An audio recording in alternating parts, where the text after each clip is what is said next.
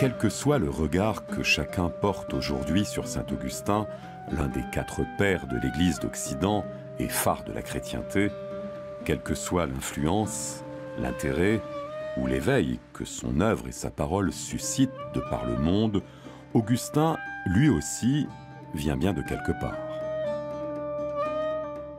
En retrouvant sa trace sur sa terre d'Afrique, où il naît en 354 de notre ère, en puisant à la source de ses origines, en marchant dans ses pas, se révèlent peu à peu les contours de sa vie. Pour accompagner Augustin dans le très long voyage de son parcours terrestre, un homme de terrain, Dominique Martinet, français, installé en Tunisie, inlassable pèlerin qui, embrassant l'esprit de l'évêque d'Hippone, cherche puis retrouve sa trace sur les anciennes voies romaines de la Via Augustina qu'il crée pour partager les parcours d'Augustin avec marcheurs, randonneurs ou pèlerins de toutes origines qu'il rassemble.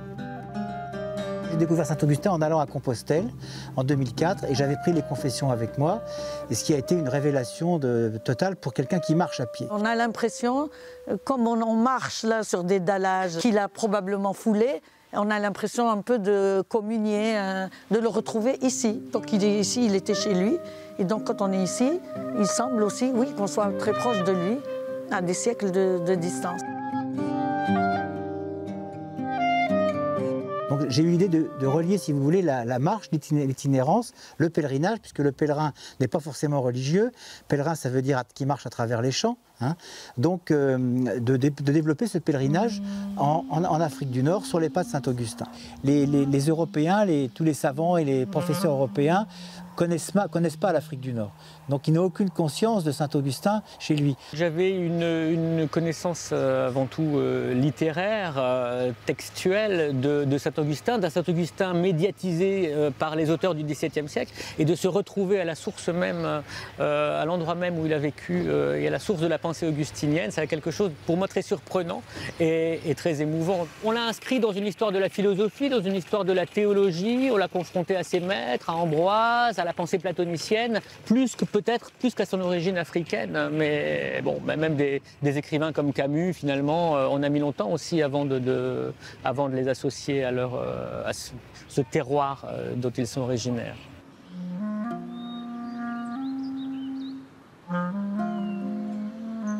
Il est né dans une cité qui s'appelle Tagaste et qui est aujourd'hui Socarrás, en Algérie orientale. C'est vraiment un enfant du coin, quoi. Il est de Tagaste, oui, il est de Tagaste, c'est un Tagastin. Et il est du coin, il n'est pas d'ailleurs.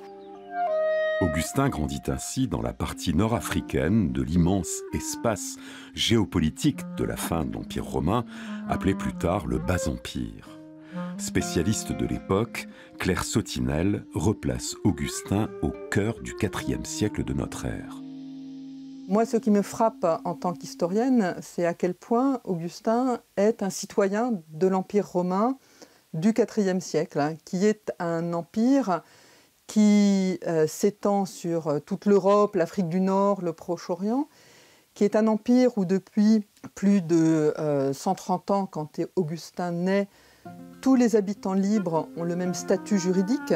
Être romain, c'est ça aussi au IVe siècle, c'est appartenir à un ensemble aux dimensions de tout l'Empire, hein, et pouvoir se mouvoir, hein, à l'intérieur de cet ensemble.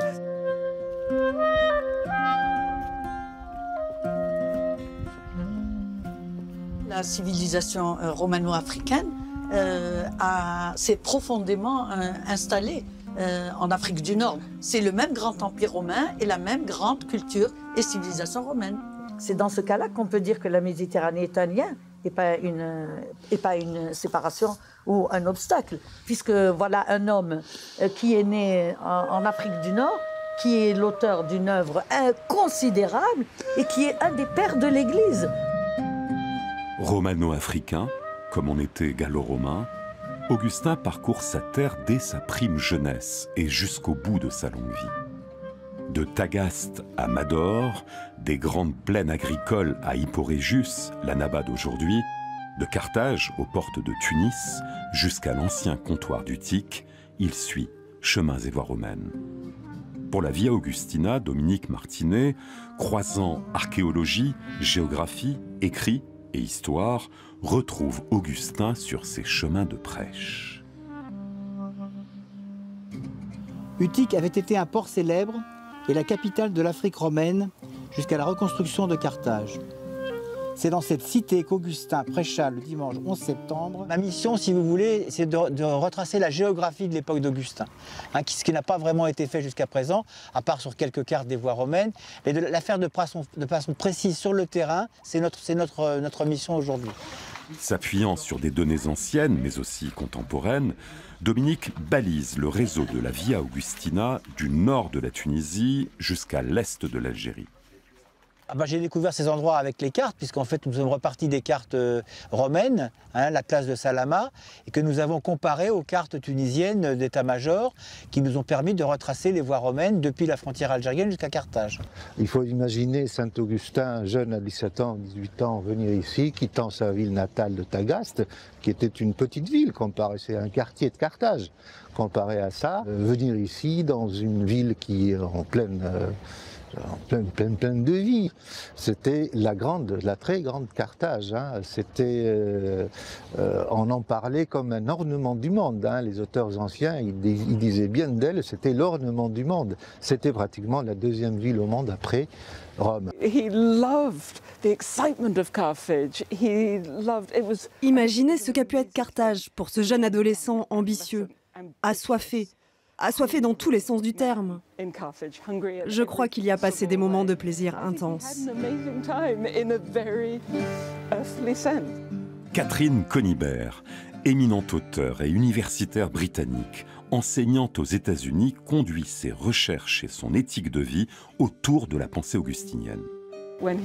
Et bien plus tard, lorsqu'il prêche, il se souvient de ces années palpitantes, mais aussi destructrices et autodestructrices. Et il sait combien il est facile de basculer, il est facile de sombrer. Et tout ça, pour lui, est relié à Carthage. Le théâtre fonctionnait très bien, le cirque fonctionnait très bien, l'amphithéâtre encore. Il y avait bien sûr une vie religieuse chrétienne, si on veut dire, monothéiste. Et donc ça a dû, bien sûr, lui changer beaucoup de se trouver dans une grande métropole comme celle-là. Carthage était la deuxième capitale de l'Empire romain. Et le développement qu'a eu l'Église à Carthage en IVe siècle, par exemple, c'est le siècle d'or de l'Église. Le développement de l'Église ici était beaucoup plus grand que celui de Rome. Dans la ville de Carthage, il y avait une trentaine de basiliques chrétiennes. C'était énorme. En fait, Rome a toujours regardé, la Rome catholique a toujours regardé avec intérêt tout ce qui s'est passé dans l'Église nord-africaine. Les conciles, les discussions, les hérésies, les schismes, voilà, il y a eu un peu tout. Mais donc l'Église était vraiment très, très forte. Ça nous rattache énormément parce que ça montre que ce n'est pas seulement une terre musulmane, mais c'est une terre qui était chrétienne aussi. Et ça a permis donc de découvrir, d'abord ça nous enracine énormément, nous, dans notre foi, redécouvrir un petit peu tout ça, le vécu des premiers chrétiens.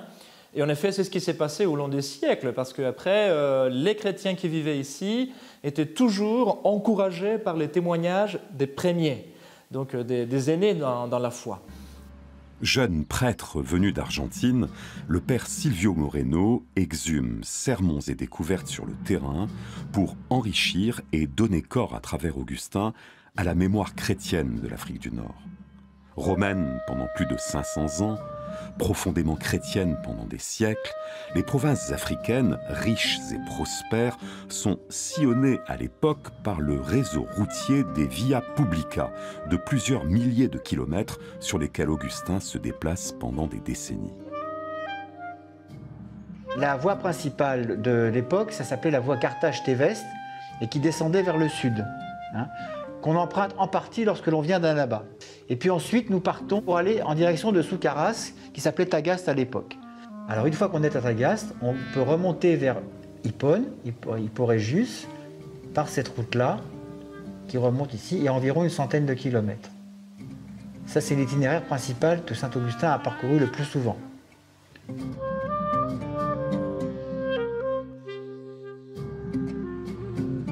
À pied, si vous voulez, on voit des traces de voies romaines et surtout on retrouve toutes les traces des ruines romaines qui jalonnent ces routes, même si les routes n'existent plus. Hein. C'est comme ça qu'on se guide en fait. Sur les cartes d'état-major, c'est assez bien fait parce que toutes les ruines romaines sont mentionnées. Après également les statistiques et surtout les listes d'évêques qu'on a, et qu'on a des listes complètes, les listes maintenant complètes, la Tunisie contenait au moins 200 villes, hein, 200 cités, voilà. Hein. Alors si on multiplie à peu près 10 à 15 000 habitants, si on prend 15 000 habitants comme moyenne, on arrive facilement à 1,5 million, 2 millions pour l'époque romaine. C'est les chiffres que j'ai donnés pour la seule Tunisie. Hein. On peut ajouter minimum 1 million pour l'Afrique, pour l'ensemble de l'Afrique proconsulaire. Avec presque 4 millions d'habitants au total, l'Afrique d'Augustin a déjà recours au transport en commun, le cursus, forme de roulotte à 4 roues tirée par des mulets qui avancent à une moyenne de 5 km à l'heure et relient entre elles les principales agglomérations et les grands axes. Il ne marchait pas, il avait des moyens de transport de l'époque. Oui, mais à mon avis, que quand l'âne était fatigué, il devait être bien obligé de marcher un petit peu. Donc cette route est vraiment la route de Saint-Augustin qu'il parcourait donc, alors en général avec le cursus romain, c'est-à-dire en voiture collective, hein, et il s'arrêtait à peu près tous les 50 km. Et il a fait ça de 395 à peu près jusqu'à 420, donc sur 25 ans. Si on considère qu'il y allait pratiquement tous les étés et qu'il faisait pratiquement 600 km à chaque fois, ça fait beaucoup de kilomètres. Saint-Augustin est quand même un grand voyageur. Hein, c'était quelqu'un de très curieux. On peut même le qualifier d'un des plus grands voyageurs à l'époque romaine. Paradoxalement, et il le confie lui-même, étant à ce propos le premier écrivain de l'histoire à utiliser le genre autobiographique, il n'aime pas voyager. Mais pour répondre à sa mission, il va là où on le demande. D'abord, il n'aimait pas faire des voyages. Hein, parce qu'il était donc cet homme des solitudes, mais il a dit bon, je le fais pour ma tâche pastorale et je le fais là où on m'appelle. Mais c'est surtout qu'il avait appris une mission qui était d'aller prêcher, d'aller enseigner le christianisme, d'aller montrer, en tout cas, toutes les grands apports qu'a pu être l'Église à cette époque. Augustin aussi, il essaye de corriger les mœurs de l'époque. Donc il corrige vraiment les gens dans des tendances un peu éloignées de la foi. Il va les faire rentrer un peu dans les sentiers des dieux. Les gens, ils sont fiers de ça. Ils veulent écouter ça. Et il s'arrêtait dans les auberges.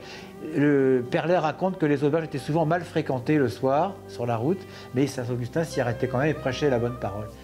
C'est peut-être ce qui est à l'origine de son sermon à Bulla Regia, où il s'est insurgé contre les mœurs dissolues de la ville de Bulla Regia qu'il avait dû voir dans les tavernes le soir. Oui, Augustin est venu ici, il n'est pas juste passé, il y est venu même plusieurs fois, puisque nous avons ce fameux sermon qu'il a prononcé ici, où il s'adresse aux gens de Bulla Regia, à propos donc de ces prostituées. Alors là, il y a tout un débat, parce qu'il utilise le terme de mérétrix, mérétriques, et Bulla Regia, là, est accusé d'envoyer à Hippone les prostituées. Alors il leur dit, écoutez, c'est pas possible. Vous me direz qu'à Carthage aussi, ça se fait, mais à Hippone, nous sommes tous chrétiens, et ce genre d'activité ne doit pas avoir lieu à Hippone, où tout le monde est chrétien. Ces homélies sont des homélies que moi chaque fois qu'on lit les homélies, enfin les sermons, surtout les sermons qui étaient pour tout le monde, des sermons qui pour nous semblent d'un niveau très élevé. Il simplifie parfois son latin, mais jamais ses idées. Alors lorsqu'on lit ce qu'il écrit, il développe des concepts compliqués qu'il explique point par point dans le détail, dans un latin recherché, et puis tout à coup vous lisez ses sermons, et là il parle des mêmes choses, dans un langage beaucoup plus simple et accessible, adapté à son public pour ne pas qu'il se sente infériorisé.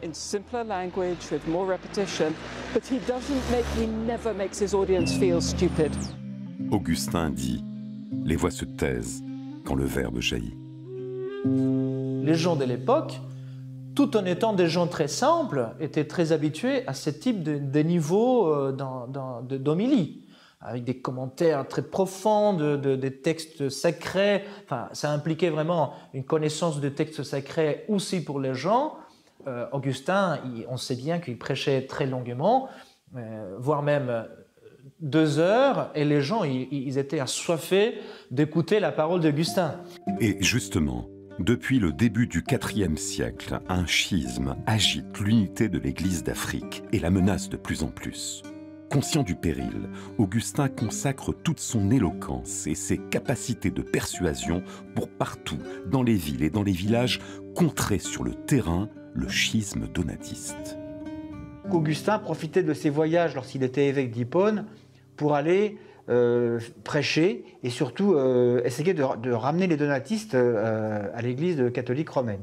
Mais il prêche certainement à Tignica, par exemple. Il va prêcher dans un village où il y a des donatistes. Le donatisme, c'est plutôt une division de l'Église. C'était originé comme un schisme, vraiment un schisme ecclésiastique.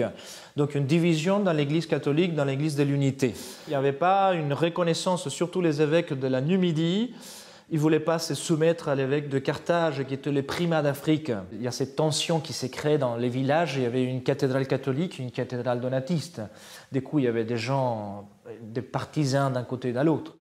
Donc il entend parler les gens qui ne veulent pas accepter l'évêque donatiste, les gens qui sont en difficulté avec les donatistes. Et en fait, il prêche pour dire aux catholiques, ne vous laissez pas traîner sur cette affaire-là. Donc faites attention. Mais ça, c'était pas possible. Donc il a dû faire cet appel à l'empereur afin de se faire aider pour que ça se termine. Et l'empereur répond à la requête d'Augustin. La conférence a lieu. Entre le 1er et le 8 juin 411, les évêques contestataires donatistes sont impérativement convoqués à Carthage pour se mesurer aux évêques catholiques. Lors de la conférence de Carthage, il y a 280 évêques catholiques qui viennent aussi de la Numidie, enfin de l'Algérie et la Tunisie. On va dire en gros, c'était 280 évêques.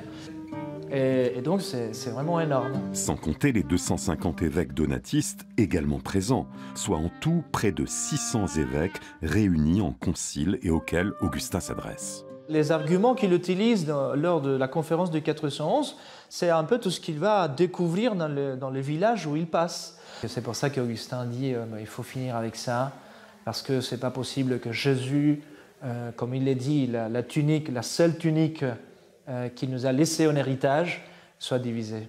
Et c'est comme ça que s'est tranchée la question, en tout cas en laissant clair que voilà, l'Église catholique est la seule Église laissée par Jésus et qu'il ne faut pas diviser cette Église. Et ça fonctionne, ça marche. Ah oui, avec Augustin ça marche, oui, c'est ça, oui.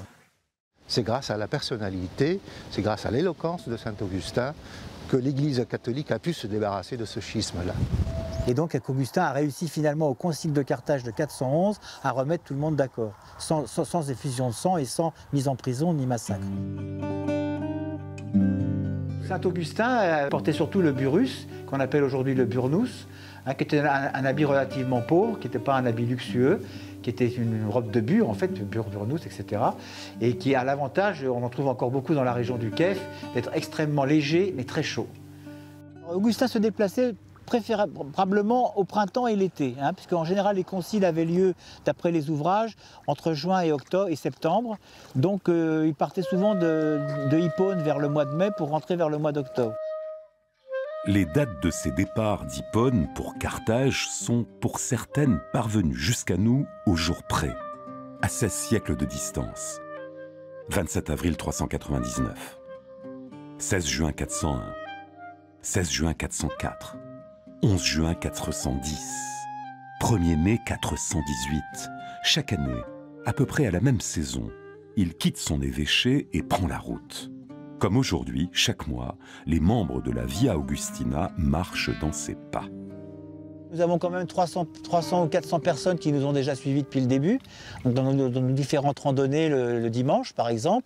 Et donc notre public augmente de jour en jour. Ce qui est important dans la Via Augustina, moi quand je l'ai découverte au départ, je me suis dit Saint Augustin, je connais les confessions, j'aime énormément son universalité. Et j'avais le défaut de se dire, mais il est encore contemporain. il n'est pas contemporain, il est intemporel. Et je crois qu'il y a cette universalité, pas uniquement par la religion, mais par la philosophie, la pensée. Dans la Cité de Dieu, il parle de la responsabilité de l'homme et de son approche, et surtout le sens du partage. Je prendrai la phrase du pèlerin de Compostelle, tu ne demanderas rien.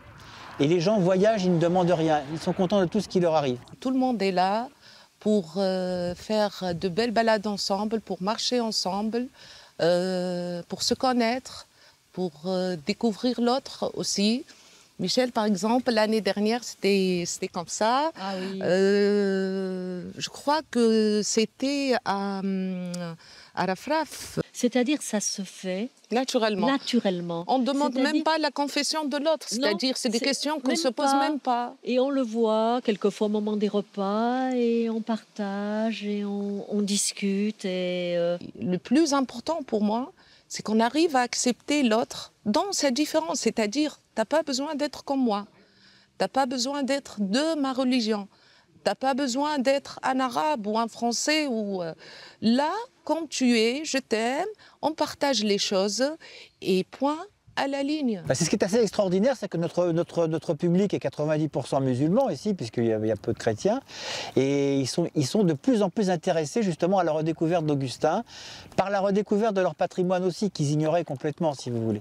Lorsqu'on va à Bulla Regia, lorsqu'on va à Utique, lorsqu'on vient même ici, c'est toutes des zones que la plupart des gens ne connaissaient pas, et surtout que l'on parcourt à pied avec l'esprit de pèlerinage. Ce groupe qui s'intéresse à Saint-Augustin, ça permet de remonter un peu son histoire. En Tunisie, l'histoire existe, c'est vrai, les sites historiques existent, mais il y a encore beaucoup de sites qui sont en pleine campagne.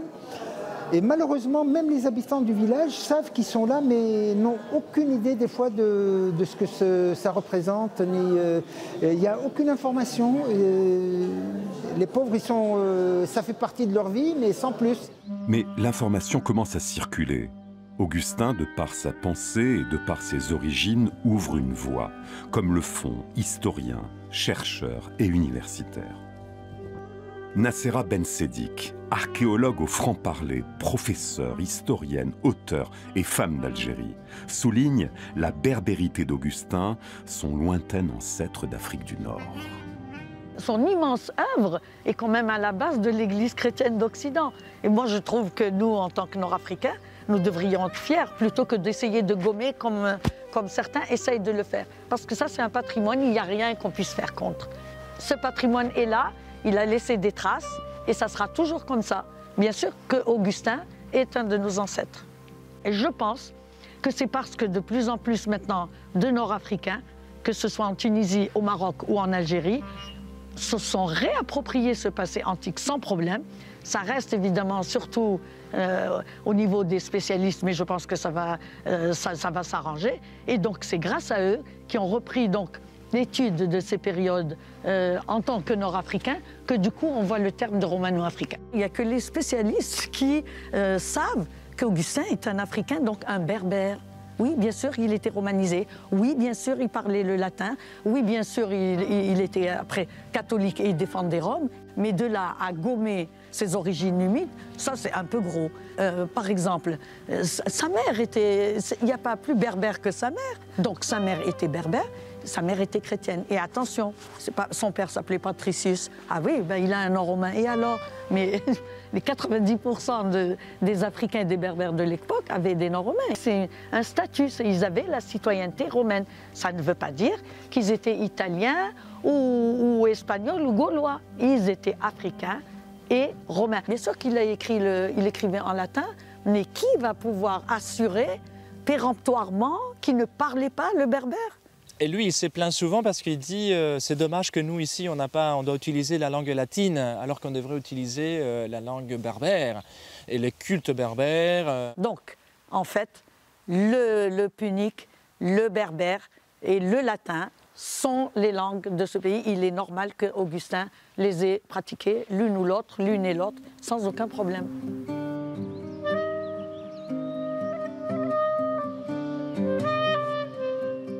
Originaire d'une ville de moyenne montagne, située à 700 mètres d'altitude et à une centaine de kilomètres de la mer, Tagaste, où il naît en 354, le latin qu'il étudie et apprend n'est pas forcément le parler des campagnes et de l'arrière-pays, de langues et de traditions souvent berbères.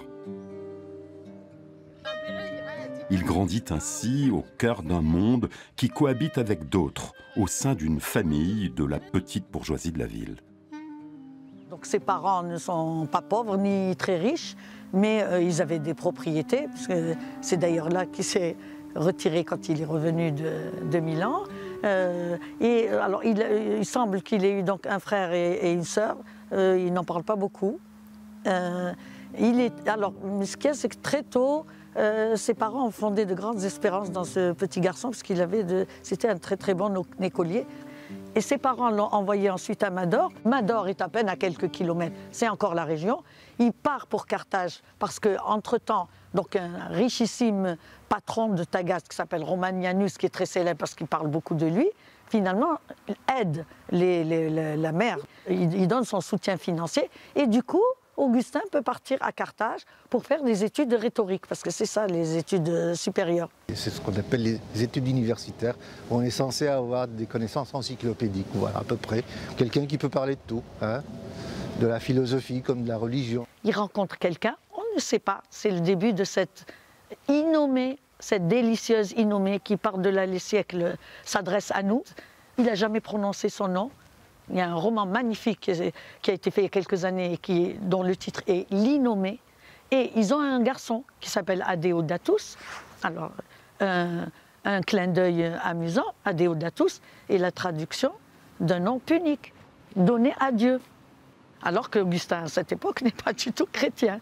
Il lui a donné un nom du pays à son fils. Jeune père en ménage, il continue à Carthage à perfectionner son talent de tribun et l'art de la rhétorique pour enseigner et convaincre. Et tout ce qu'il a appris dans l'art de la rhétorique a pour but de persuader un auditoire, de le convaincre et de l'entraîner avec lui. Il réussit si bien qu'il décide d'aller à Rome. C'est d'ici, de la mer, du port commercial, qui Saint-Augustin va partir et va quitter la Tunisie pour rejoindre Rome. La cause de son départ d'ici n'est pas du tout chrétienne et de foi, absolument. C'est quelque chose vraiment c'est un projet de jeune étudiant qui voulait faire un peu sa vie et son orgueil, et voilà, dire tu vas être à Rome le grand orateur de la cour impériale. Et bon voilà, enfin c'est gonflé un petit peu, hein, vous voyez, c'est les projets de jeunesse, et donc rien à voir avec la foi. C'est ici également que Sainte Monique va venir pour passer toute une nuit en prière et en pleurant, afin que son fils ne quitte pas la Tunisie. Donc c'est cette maman qui tient vraiment à suivre son fils, et surtout pour pouvoir le ramener dans le chemin, dans les bons chemins, le chemin de la vie chrétienne. Ses liens avec sa mère sont très très forts. Elle n'a pas été que mère, il le dit d'ailleurs. Il dit, là d'ailleurs, moi c'est un peu aussi désarmant de dire qu'elle était en même temps homme. Par son intelligence. Il dit aussi, c'est là qu'on voit la nature du lien qui les unit, il dit mère par son amour, mère par son amour, homme par sa foi. Puis Sainte Monique donc va pouvoir le rejoindre elle aussi à Rome. Mais en dépit de la présence de sa mère, Augustin ne se sent pas chez lui à Rome. Il ne dit pratiquement rien à propos de Rome. Et c'est très significatif parce que jusque-là, toute son éducation, toute sa préparation, son travail l'ont convaincu que Rome est ce qu'il y a de mieux. Carthage est bien sûr fantastique, mais Rome est l'endroit le plus extraordinaire où il faut se montrer. Et depuis des siècles, le modèle suprême. Et il arrive à Rome, et là, il est déçu. Ses étudiants le déçoivent. Ce n'est vraiment pas ce à quoi il s'attendait pour une ville qu'il portait jusque-là au pinacle de son ambition. Il décide de quitter la ville éternelle pour aller à Milan, la nouvelle capitale impériale. Il remonte à Milan, toujours pour le même projet, Et voyez, parfois il y a ces choses qui sont très belles. Et comment Dieu, et Saint Augustin il va le dire après, Dieu permet un mal pour après faire sortir un bien majeur. Il pense qu'il est essentiel de poser des questions. Tout le temps questionner, chercher, demander est la chose la plus importante. Il est un chercheur, hein, c'est quelqu'un qui recherche la vérité et donc il voit ici, par la philosophie, par beaucoup de choses, il se rend compte que, et comme il le dit souvent, ces idées ne le remplissaient pas, ne les suffisaient pas. Donc il allait toujours au-delà de ça. Vous ne pouvez pas vous attendre à connaître la vérité dans cette vie. Vous la cherchez et vous continuez sans cesse. Et c'est là où se situe la religion, où repose la foi. En questionnement, pas en réponse. Et donc c'est ça, il était allé à Milan et puis il profite pour écouter les homélies de saint Ambroise afin de voir comment les contre-attaquer et pouvoir détruire les arguments de saint Ambroise. Et il reste complètement attrapé, ébloui par les sermons de saint Ambroise et finalement il tombe aux pieds de Dieu. Hein. Donc c'est la beauté de saint Augustin. Hein. Dans la nuit de Pâques, du 24 au 25 avril 387, à l'âge de 32 ans et 5 mois, de la main même d'Ambroise de Milan, Augustin reçoit le baptême.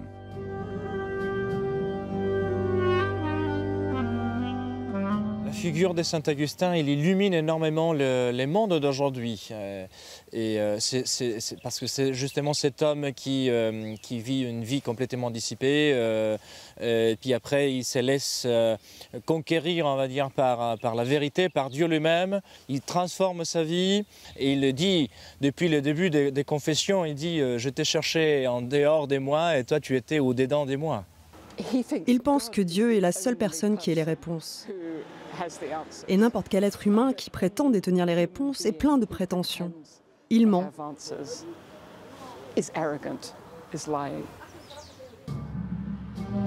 Comblé et apaisé, il choisit le chemin de l'humilité et du retour chez lui en Afrique, au milieu des siens, pour s'offrir pleinement à Dieu.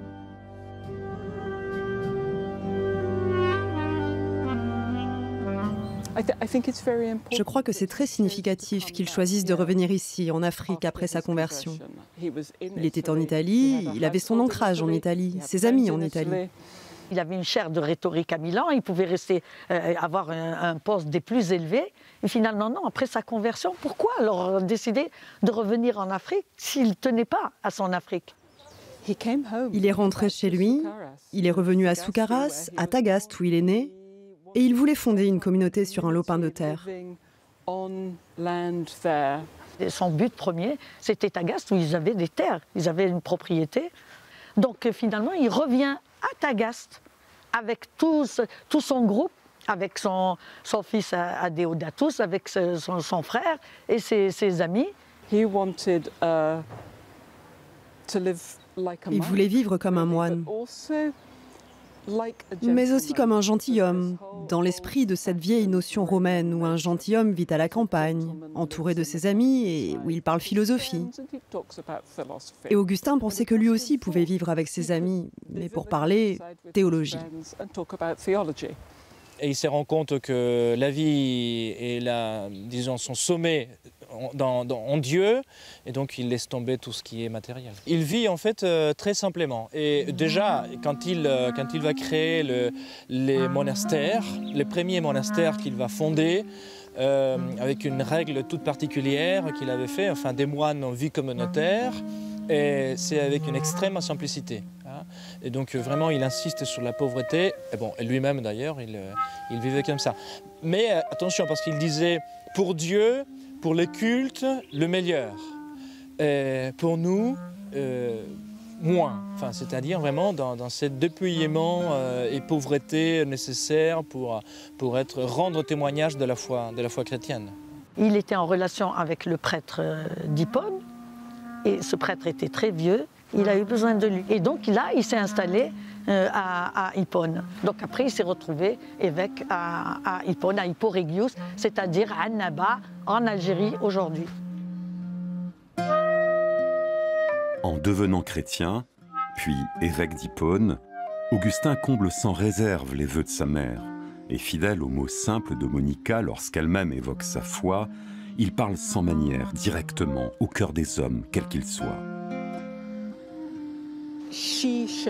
Elle lui montre, à travers son propre exemple, qu'il ne faut pas qu'il se limite à parler aux plus instruits. Elle-même n'est pas instruite, elle est berbère et elle n'a pas fait d'études. Sa foi est directe, sans détour, alors que lui-même a eu ce chemin très compliqué pour arriver à la foi chrétienne. Il dit alors à sa mère, « Toi, tu n'as pas eu besoin de toutes ces connaissances. Tu y es arrivé directement. » Donc toute sa vie, il a conscience qu'il faut pour certains les toucher au cœur directement. Et pour d'autres, il faut au contraire intellectualiser. Alors c'est très intéressant aussi de savoir que toute chrétienne qu'elle fût, ce qui est vrai d'ailleurs aujourd'hui aussi des musulmans, elle avait des pratiques païennes. Comme par exemple d'aller dans les cimetières avec à boire et à manger. Et que c'est Saint Ambroise l'a un peu fustigé. Il me dit, mais qu'est-ce que c'est que ces manières-là d'aller et de vous arrêter à chaque tombe pour boire et manger? Elle continuait même à Milan. Et c'est pour ça qu'elle s'est fait reprendre plusieurs fois par Saint Ambroise. Et elle lui dit, je crois qu'elle lui dit, c'est la pratique en Afrique. Bon, je n'ai pas appris par cœur ce qu'elle raconte, mais elle lui dit, c'est comme ça qu'on est en Afrique. Berbère et romain, africain de langue et de culture latine, Augustin tutoie l'universel. On pourrait dire aussi que pour nous, il est universel, pas seulement par la dimension d'universalité de sa pensée, mais aussi parce qu'il habite les différents niveaux de son identité, pour employer des mots que lui n'emploierait évidemment sûrement pas. Il est pleinement le fils de sa mère, et il est pleinement un enfant de la province de Numidie, il est pleinement un Africain de la grande province, de la grande région d'Afrique, du grand diocèse d'Orient, il est pleinement un chrétien de cette chrétienté latine qui reconnaît dans Rome sa tête, et il est pleinement homme, il est pleinement citoyen romain et pleinement aussi être humain, au-delà de toutes ces catégories. Augustin dit « Écoutez par notre intermédiaire ce que dit le Seigneur, et réjouissez-vous en lui, en sa parole, en sa vérité, en sa charité. » Nous sommes à l'embouchure de la Medjerda, qui s'appelait à l'époque Bagrada, à l'époque d'Augustin, et qui donc démarre de Soukaras, sa ville natale Tagaste, pour arriver à se jeter dans la mer ici. C'est la grande rivière de la Tunisie et qui alimente tout ce qu'on appelle les grandes plaines, qui était donc le grenier à blé de Rome, depuis Bulla Regia jusqu'ici. Il faut imaginer Saint-Augustin quitter sa terre, sa ville natale Tagaste, pour venir pour prendre la route, pour se diriger vers Carthage. Il a traversé la belle région agricole de l'Africa. Tu découvres des endroits extraordinaires de ton pays. Tout à l'heure, j'étais époustouflée du paysage, c'est-à-dire j'étais sans voix. J'étais inerte comme ça, je regardais et on dirait que j'étais dans une autre dimension, tellement c'était magnifique. Et grâce, c'est vrai, Via Augustina, l'opportunité qu'elle nous offre, non seulement tu découvres le pays, tu vas faire la rencontre et la connaissance d'autres personnes. Tu n'as pas l'exclusivité à parler avec telle ou telle personne, c'est-à-dire tu vas parler avec tout le monde, c'est ça le plus extraordinaire. Tu vas parler avec cette personne-là, tu vas faire quelques kilomètres, après tu vas parler avec une autre personne. Et cette ouverture qui est, que je trouve la plus extraordinaire. Pour faire vivre et développer Via Augustina en Afrique du Nord, Dominique Martinet s'est rapproché d'un partenaire, pour ainsi dire, prédestiné sur sa route, Salah Anachi, qui réunit à lui seul les deux pays d'Augustin, natif d'Algérie, mais tunisien d'origine de Soukaras, du pays de Saint-Augustin. c'est quelqu'un qui est aimé, respecté. C'est un patrimoine partagé par les deux rives de la Méditerranée. Donc il faut rechercher ce genre de patrimoine, de personnalité. Il a apporté quelque chose qui est tellement important par rapport, par exemple, à Aristote ou à Platon, le terrain.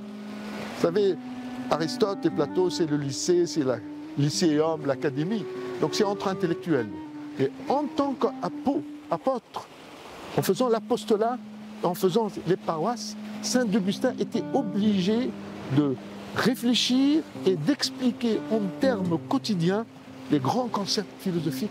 Et justement, pour la première fois, les journées augustiniennes de Carthage, organisées conjointement par la Fondation Atlas et l'association Via Augustina, ont permis de réunir, venus d'Europe, d'Amérique et d'Afrique, chercheurs, historiens, archéologues, théologiens ou cinéastes autour de l'action et de la pertinence de la pensée d'Augustin aujourd'hui. Venus spécialement des États-Unis, de jeunes étudiants du collège de Merrimack, dans le Massachusetts, fondé autour des valeurs de Saint-Augustin, confrontent leurs études et leur savoir à l'émotion de cette terre d'Afrique où a vécu celui qui est au centre de leur vie. Nous avons pensé qu'il serait assez extraordinaire pour nos étudiants d'avoir cette expérience d'une autre culture. Et comme ils ont étudié la vie et la pensée de Saint-Augustin, venir ici à Carthage, comme il l'a fait lui-même dans une étape si importante de sa vie, serait aussi pour eux une réelle expérience pratique. Je suis convaincue que toute théologie a besoin de pratique et que nos étudiants seront capables d'avoir une réflexion sur ce qu'ils viennent d'apprendre. Pour eux, ce qui a été dit ici a été suffisamment enrichissant pour qu'ils s'en imprègnent, le fassent vivre et l'appliquent dans leur vie. Tout ce qu'on a appris ici nous aidera dans nos actions et nous l'appliquerons dans nos vies et dans nos métiers. Je crois que les jeunes, en lisant Augustin et les Confessions, lorsqu'ils découvrent son long combat et sa longue quête personnelle, cela leur parle énormément. En effet, le monde autour de lui et l'Empire romain étaient en train de sombrer. Les valeurs changeaient, et donc les jeunes le voient un peu comme un éclaireur qui comprend ce qu'eux-mêmes traversent aujourd'hui. Et lorsqu'ils constatent cette complicité qu'ils ont avec lui, ils sont stupéfaits et deviennent les compagnons de sa pensée. When they come in contact with his thought, they're surprised and finding him a companion of thought. Augustin dit « Mala tempora, l'époque est mauvaise. Laboriosa tempora, l'époque est difficile. Hoc dicunt homines, ainsi parlent les hommes. Bene vivamus, vivons bien. Et bona sunt tempora, et l'époque sera bonne. Nos sumus tempora, nous sommes l'époque. » L'actualité de la pensée de Saint-Augustin et puis l'exemple de sa vie en soi, parce que aujourd'hui on se détourne très vite aussi du chemin de Dieu et les faits après, il y a des petites choses que parfois on ne sait pas lire tout de suite, mais des petites choses et Dieu nous aide à travers ces choses, ces événements de la vie pour nous reconduire toujours vers lui. L'important c'est d'être attentif à ces signes, à ces événements concrets, et afin justement de rejoindre Dieu et sa vie. Augustin dit « J'aime, dis-tu, mais quel chemin dois-je suivre ? Écoute celui qui dit « Je suis le chemin ». Avant de dire où aller, il a commencé par te dire par où aller. Je suis la vérité, je suis la vie. Il t'a réveillé, toi qui dormais. Lève-toi et marche. Et là, on va reprendre un itinéraire que Saint-Augustin faisait souvent à la fin de sa vie, parce qu'il était un peu fatigué, il marchait moins, il voyageait moins. Il partait de Bizerte. On ne sait pas trop s'il allait en bateau ou par les routes. Moi, je pense qu'il allait plutôt en bateau. C'est une hypothèse. Et il faisait surtout Bizerte-Tunis, donc Hippodiaretus à l'époque, par ce chemin-là. Alors, ce chemin-là passe donc par la côte. Il traverse la montagne et il descend sur Utique. Et puis de Utique, il allait directement sur Carthage.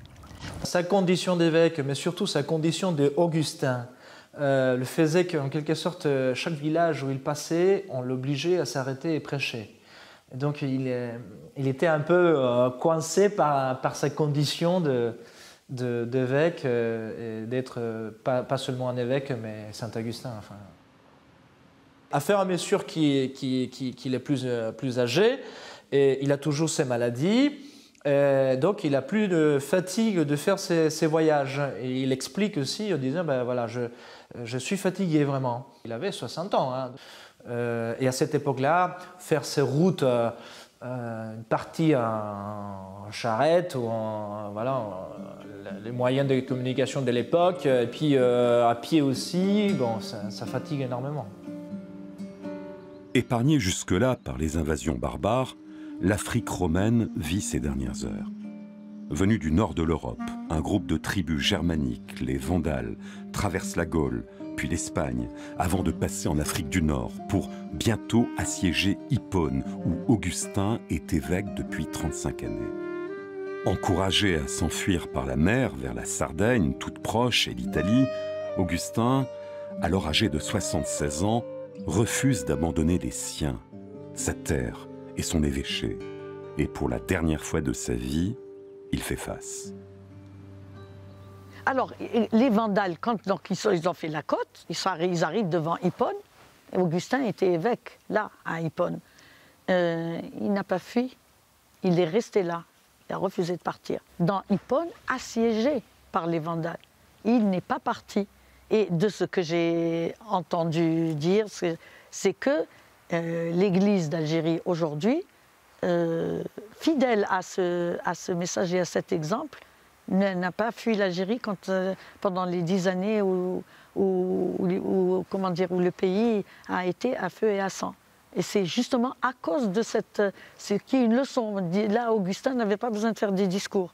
Il est resté jusqu'au bout et il est mort à Hippone. Il n'est pas parti. À 430, il meurt dans Hippone, assiégé par les Vandales. Et alors pour nous, c'est aussi la même chose aujourd'hui. L'Église qui vit en Tunisie, qui est une toute petite église, une minorité, et se sont toujours encouragés et fortifiés par les témoignages de ces premiers chrétiens. Pour ça que alors, il ne faut pas oublier tout ça, mais plutôt le mettre en valeur, le mettre à jour et le publier et le faire connaître. Mémoire vivante et active de la pensée chrétienne de l'Afrique du Nord, Augustin est le lien entre Dieu et les passagers de la terre que nous sommes. Il est né à Tagaste, il y a passé son enfance, il est attaché à l'Afrique où il est revenu, mais il n'est pas l'homme de la terre, il n'est pas l'homme d'une race ou d'une famille enracinée quelque part. L'idée d'Augustin est que nous sommes tous en réalité des nomades. Et cette notion s'enracine profondément chez lui à travers sa propre expérience d'itinérance. Comme une personne qui aspirait d'une certaine manière à un certain type de vie et qui, tout à coup, réalise que cela ne lui correspond pas. Et lorsqu'il rentre chez lui, il continue de se sentir en errance, même chez lui en Afrique du Nord.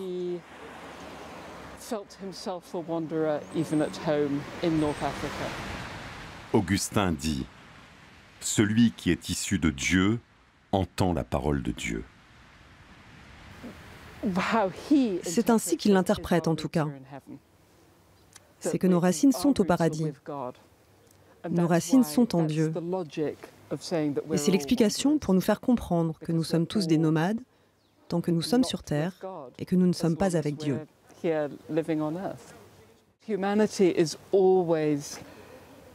L'humanité est née d'un socle commun, à travers une relation humaine d'amour entre les êtres qui doit se réveiller. Il nous faut pratiquer la relation humaine. C'est déjà sur cette base qu'il nous faut avancer. Dès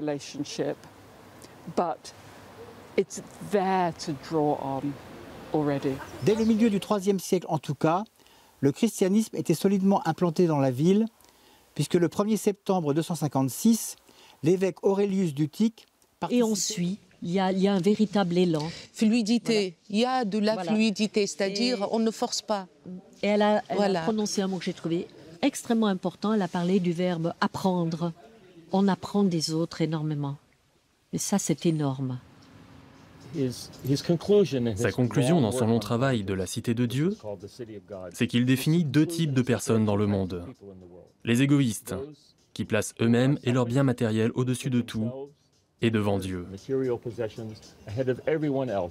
Et puis les autres, ceux qui mettent Dieu et l'amour pour Dieu et l'amour pour l'autre devant leurs propres ambitions et aspirations.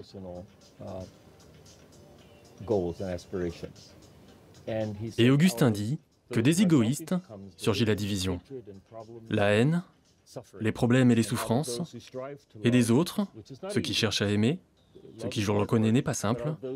De cela, quelle que soit leur religion, survient la justice et la paix. Et c'est ce que nous essayons de mettre en place. Dans ce sens, il illumine un peu les gens d'aujourd'hui, enfin la jeunesse d'aujourd'hui qui est en cherche.